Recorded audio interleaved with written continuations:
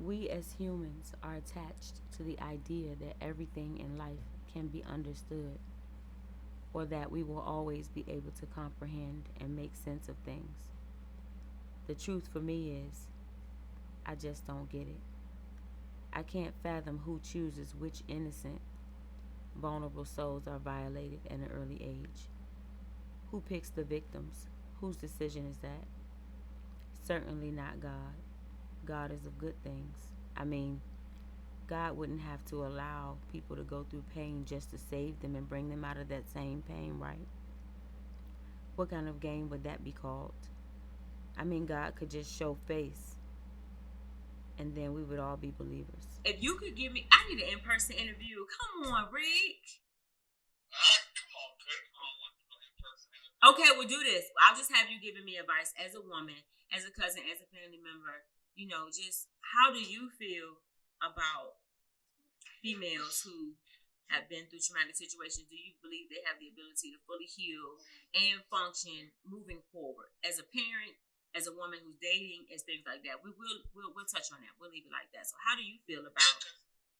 Yeah, I don't know. I think I used to have a problem with blaming everything on my childhood, which was actually holding me back from going forward. But I read this book by a doctor named It Didn't Start With You. He said basically like a lot of the traumas in your life that is inherited and it come from like your parents and their parents and so forth and so on. And a lot of people don't get closure on those traumas, so they pass it down from generation to generation to generation. But the way you fix it is actually recognizing it and hands on fixing it going forward. And it's something I work on. I think it was actually good. It gave me a lot of answers about my mother, because a lot of the things that I don't like about my mother, I actually see myself doing as well. Me too. Yeah, it was actually a good book, and it was very helpful. And I just try to apply it to everyday life and stop trying to make excuses and just I just will my own way, I guess. So, and I think that's where I am in my process. You confront your own bullshit. You get to a point. And I think you're great with all 11 of your kids, actually. I'm gonna kill you. I definitely appreciate you. I have tried to be what they needed at the time. They are all me, like different versions of me at the same age. Like all of my children are me at the age they are now. They are 20. Jakari's 22. Jakari is 20. Patience is 14. Makai is 13, and Sky is 2. And they are reflections of me at those very ages. I mean, other than Sky, she's just from a different world. She's her own thing, but I definitely appreciate that insight, because it sounds like you're saying that it's good to move forward, and you get to a point where you mature and you get tired of doing a blame game, even if these adults do need to be held accountable for different things that we came in contact with, or not having proper structure to be in the most conducive environment for our growth and evolving. I mean, there is no textbook to parents, and now that I'm a mother and you're a father, there is no textbook. There is no book. Yeah, and then to see a lot of things like say a lot of us blame our parents and that, but it's because a lot of times our parents don't actually get closure. A lot of times our parents, they actually want to do something, so they don't know how to cope with it either. They never sat down and talked to nobody about it, so they kind of suffer the same thing that they make us suffer through, but they don't know how to deal with it. You understand what I'm saying? Yes.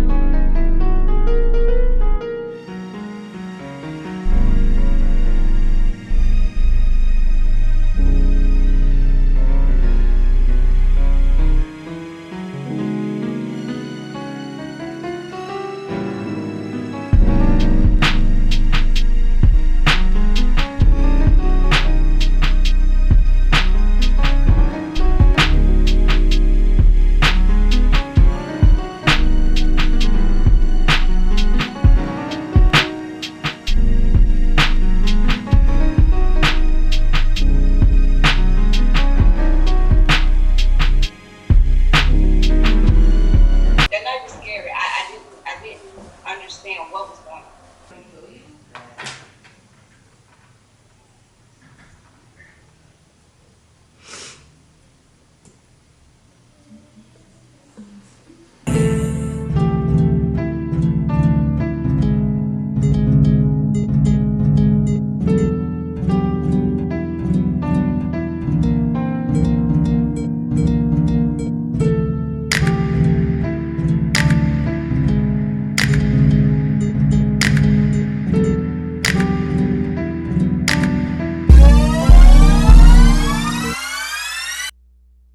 I gave birth to my first child at 16 years old, a boy.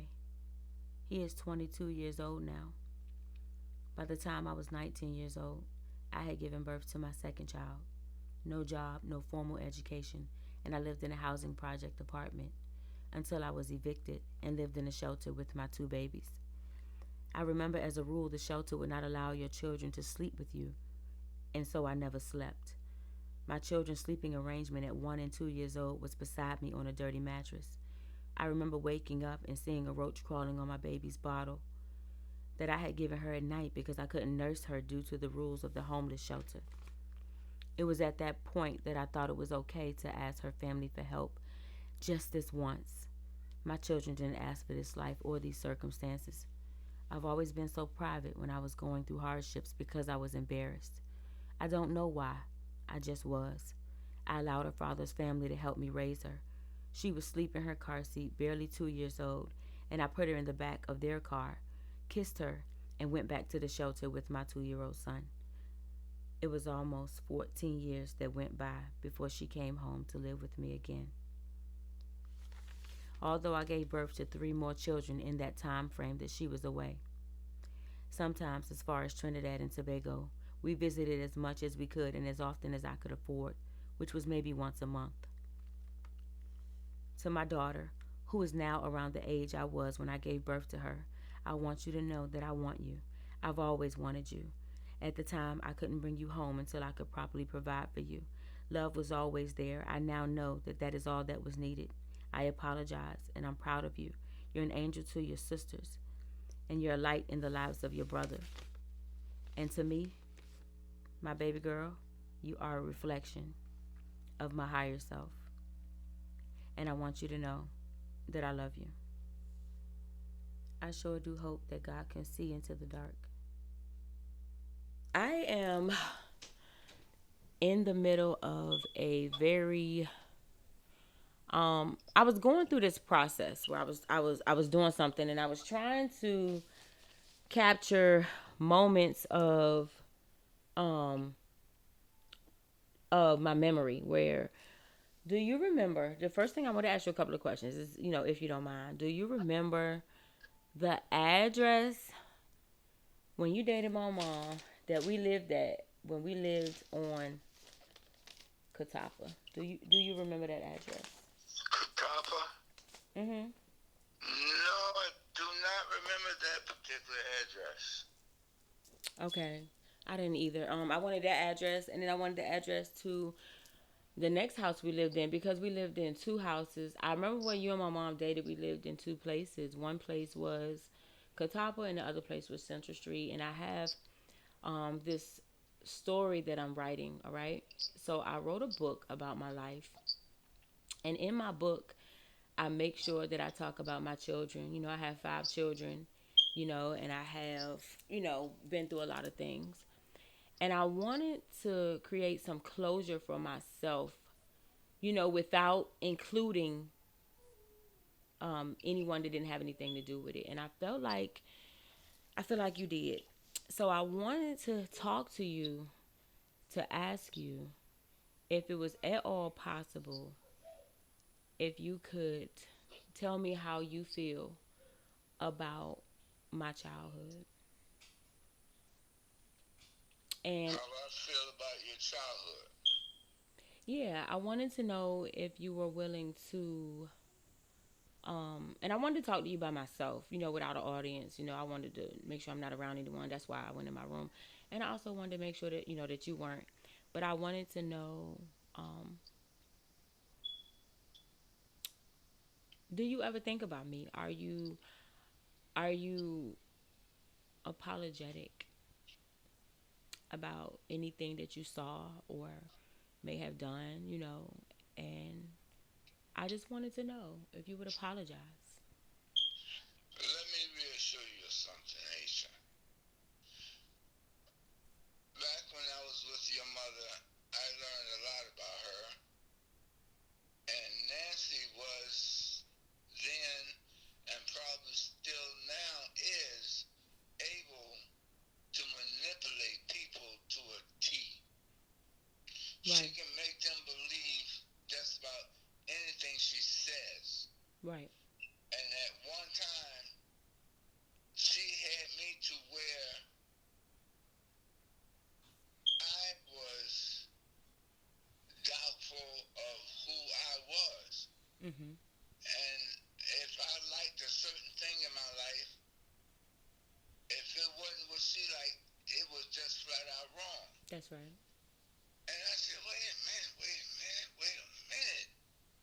I couldn't make heads or tails of it.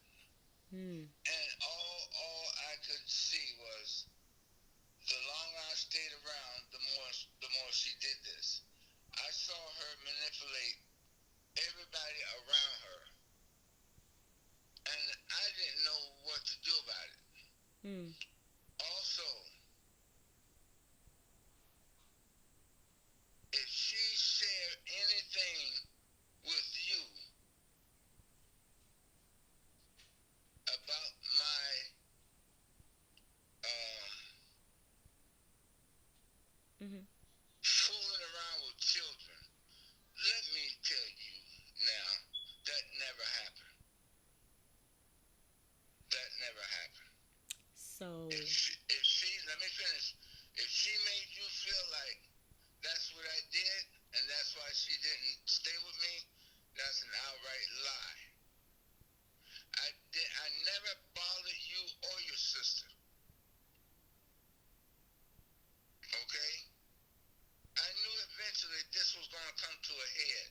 I even thought about it. I think about you, Trey, and oh Lord, I forgot your sister's name. Toya. Toya, Lord.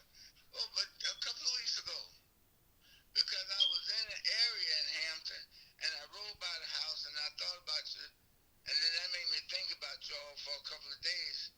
And I said, I wonder how they're doing.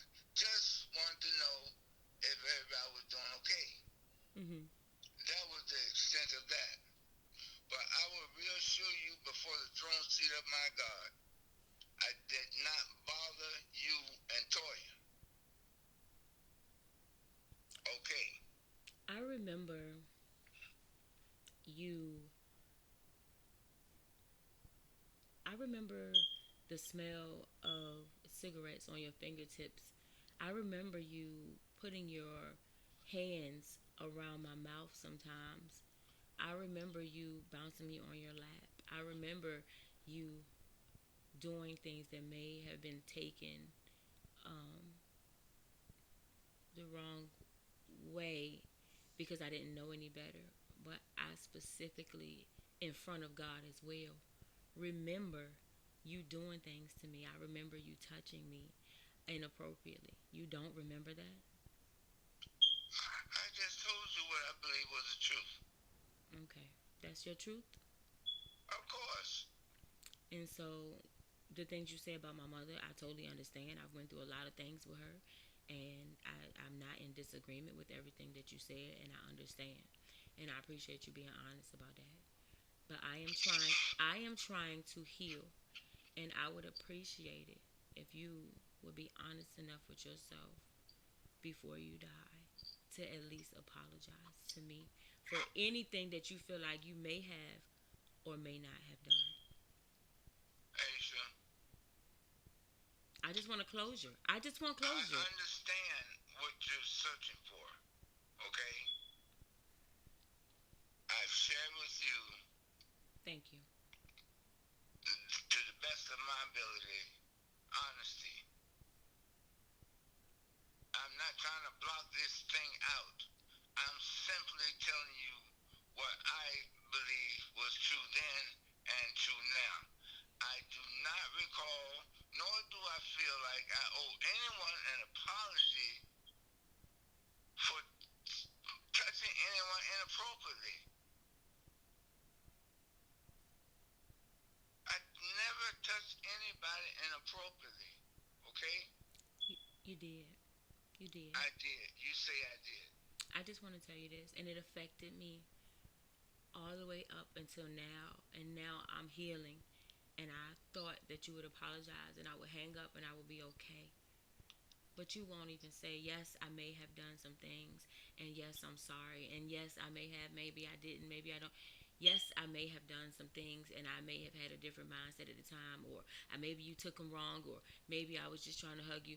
But you're saying at all, period, whatsoever, that you have done nothing to us. To me, excuse me, there's no one here but me. You have done nothing. You won't even sit on the phone and apologize to me. And I am damn near 40 years old, and I was probably younger than 10 when my mom dated you. And you won't say, you know what? I know that things were probably rough at the house, and I know that things may have been slightly inappropriate, or something. At least dress it up, sugarcoat it, or something. But you won't even say that because Aisha, yes, let me stop you there. I'm listening.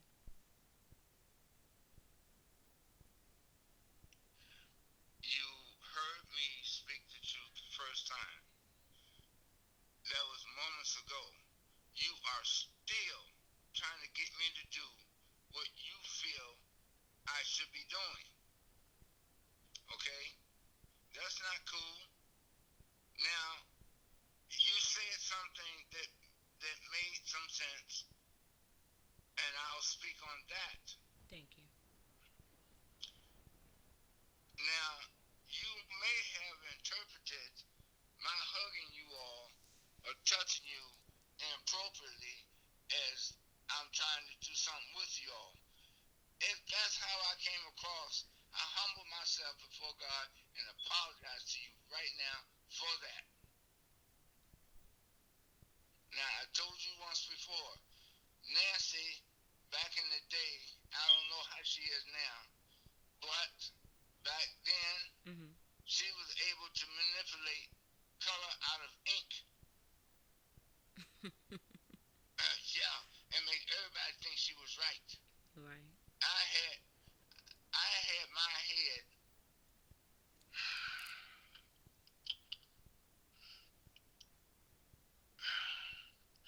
My head felt like a bowl of noodles. I had to get away from her to unscramble my head. Okay, that's enough of that. I succeeded at doing just that. I got better at being me. Right. Now back to us. I never wanted anyone to feel like I was molesting, let me say the word. Molesting anyone. Yes, let's say the word, because that's exactly what happened. Well, that's what it was. That's what you think it was. That's not what I did. Well, what do you call it? I'm not calling it anything. And this is the last time I'm going to talk about it.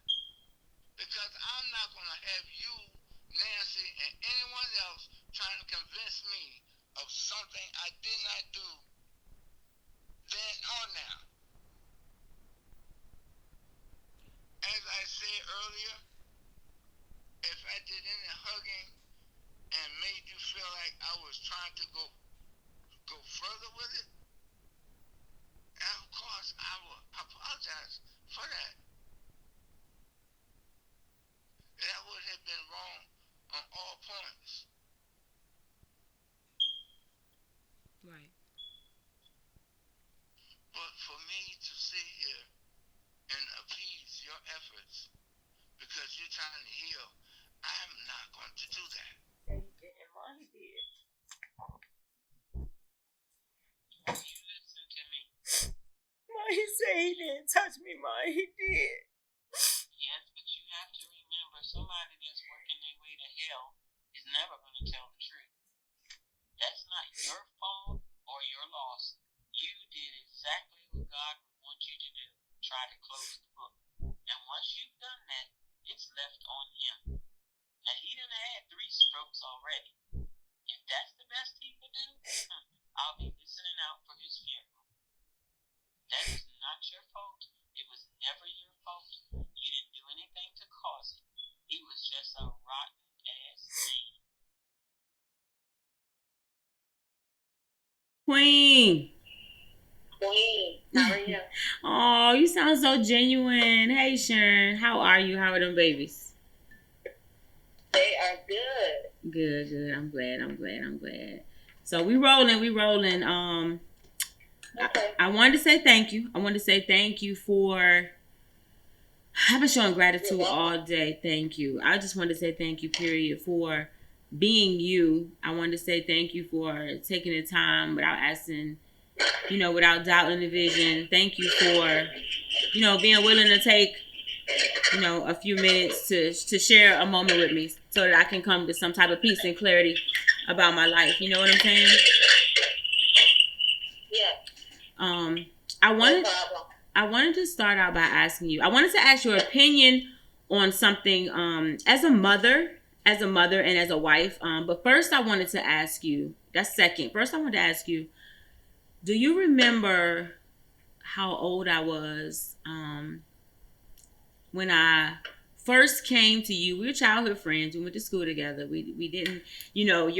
I don't remember, if I'm not mistaken, you were being raised by your grandmother. I don't remember me spending the night or anything like that. But I do remember running away, and I remember you being one of the main people, that I would talk to a lot. And eventually I remember staying at your house when I had nowhere to go. I didn't want to go home. There were different things going on at home, and I didn't want to go home. And I remember staying at your house, and I remember sleeping in the closet at 11. In the closet. I know, because we had so many clothes.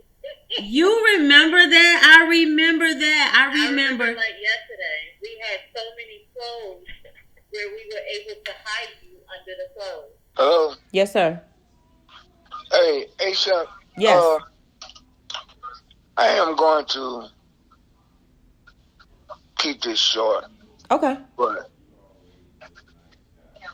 I've been thinking, and if by chance, this is how I'm going to speak on it.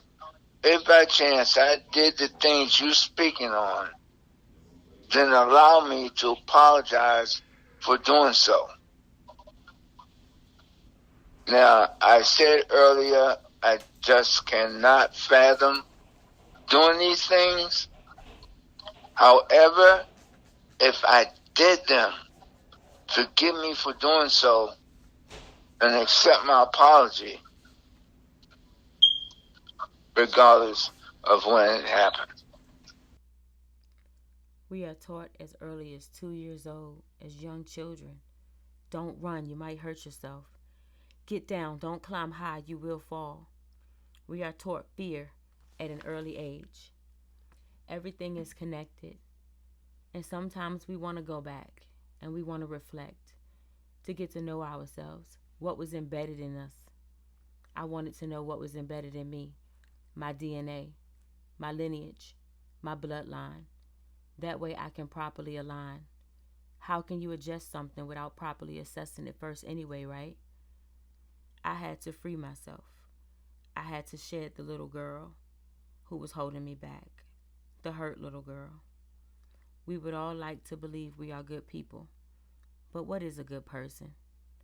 This is the part where I insert my definition or beliefs about good people.